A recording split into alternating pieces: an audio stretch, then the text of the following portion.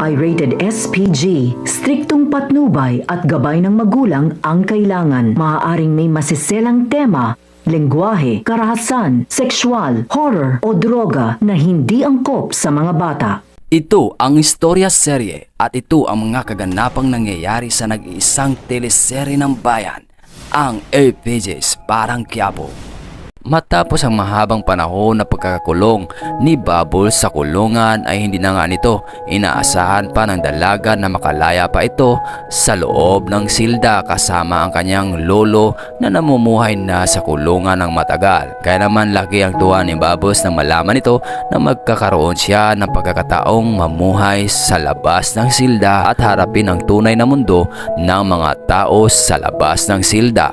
Gayunpaman, tuwang-tuwa ito na ibinalita ang mga nangyayari sa kanyang lolo sa kulungan at maging sa mga kaibigan ni Tanggol at maging kay Tanggol na kung saan nga ay masaya sila sa mga pangyayaring iyon at binati nga nila itong si Bubbles at sinabihan na mag-ingat ito sa labas. Matapos nga nito ay umalis na si Bubbles at pumunta na ng kanyang silda para ihanda na ang kanyang mga kagamitan para sa kanyang pag-alis bukas ng umaga. Habang si Tanggol naman ay hindi mapigilan ang kanyang damdamin kung kaya't pinuntahan nga nito si Bubbles para makausap ito ng masinsinan. Nagpapasalamat naman si Bubbles kay Tanggol sa kabutihan nito sa kanya at sinabi nito na ipagdarasal niya na makalaya din ang kanyang lolo at maging kay Tanggol ay umaasa din itong si Bubbles na makalaya ito sa kulungan at magkakaroon nito ng pagkakataong hanapin itong si Bubbles kung sakaling mangyari ang mga ito. At dito nga ay napag-usapan pa ng dalawa ang pagkakaroon ng pamilya ni Bubbles sa labas ng kulungan na kung saan nga ay hindi naman tinanggi ni Bubbles at sinabi pa nga nito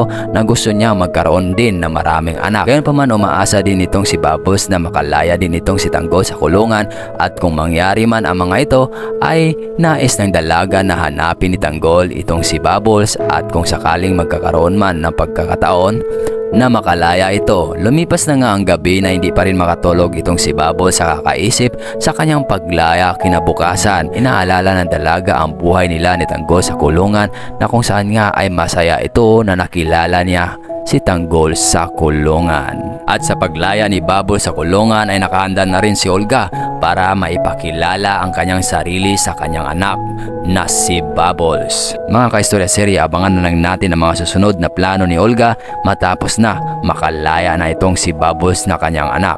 Ano kaya ang gagawin niya? Kaya abangan natin ang mga susunod na kabanata.